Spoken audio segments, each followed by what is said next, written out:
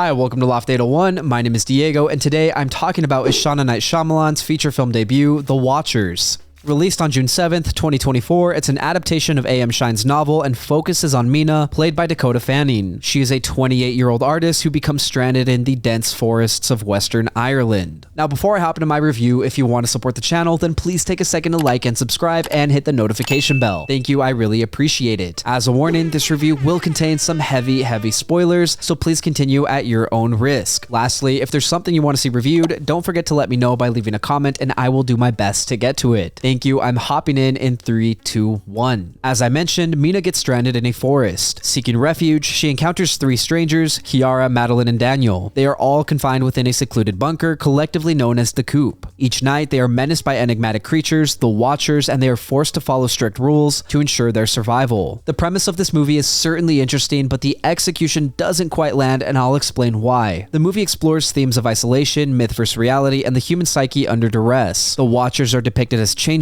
or fairies and help the movie oscillate between suspenseful horror and dark fantasy, creating an atmosphere of unease. While you might sit on the edge of your seat, you never really ever get scared in this movie. The tension in the movie is built through character interaction and the looming presence of the Watchers. Some of these character interactions add to the suspense. For example, Madeline explicitly tells the group they need to follow the rules or there will be consequences from the Watchers. This is a good interaction that adds to the suspense. Some of the character interactions harm the suspense. The group opens the door at night when they're not supposed to. Mina explores the burrows when she's not supposed to. Are there any consequences from the Watchers? Not really. So while this movie generally has an eerie tone, it doesn't follow its own rules and detracts from its tension. I think another thing that harms the eerie tone is the pacing of this movie. The biggest pacing sin this movie commits is lore explanation through streams of exposition. There's a lot of talking and not a lot of showing, especially in the second half of the movie. The first half of the film builds the suspense and eeriness fairly well, but the second half doesn't do much with that. It's a bit of a jarring shift in tone, and it very much feels like an M. Night Shyamalan thing to do. Speaking of Shyamalan things to do, this movie obviously has plot twists. I think these plot twists linger and are unnecessary. There were several points toward the end of the movie where things could have ended, but they didn't. It's a similar complaint I have with 2024's Trap. While the plot twists in this movie narratively fit, they tend to undo a lot of the tension Ishana built. It almost leaves you with a bad taste when you walk away from the film. Almost. I believe the cast is commendable. Dakota Fanning does a good job of portraying Mina's transformation from a grieving daughter to a resilient survivor. Georgina Campbell helps Kiara embody vulnerability and determination. Olwen Foyer's Madeline adds depth with her portrayal of a woman burdened by secrets. Oliver Finnegan's Daniel provides a nuanced depiction of a man teetering on the edge of sanity. While these characters had good writing, they could have had great writing if Ishana would have taken the time to explore them each a little bit more deeply. I mean, they're stuck in a bunker in a forest, so the least they could do is get to know each other. That would help us care about them. This sounds rude, but when a character dies and I don't know anything about them, it's hard to feel sorrow. Visually, the film does a wonderful job in capturing the haunting beauty of the Irish landscape. Cinematographer Eli Aronson employs drone shots to showcase the expansive forest, creating a sense of isolation and entrapment. The use of mirrors within the coop adds a layer of visual intrigue, symbolizing character introspection and the omnipresent gaze of the Watchers. When it comes to the Watchers, I like their character design, but their CGI effects lacked realism. I tend to brush past most CGI complaints because I don't care, but it's worth mentioning. The production design effectively contrasts the claustrophobic interior of the coop with the vast, foreboding exterior of the forest. It helps give the set an immersive quality, grounding the fantastical and mythical elements of the film. The soundtrack features a blend of classical compositions and ambient sounds that complement the eerie atmosphere. The sound design, especially during scenes involving the Watchers, amplifies the tension and underscores the characters' fears. It's pretty good, but there's nothing that quite sticks out to me.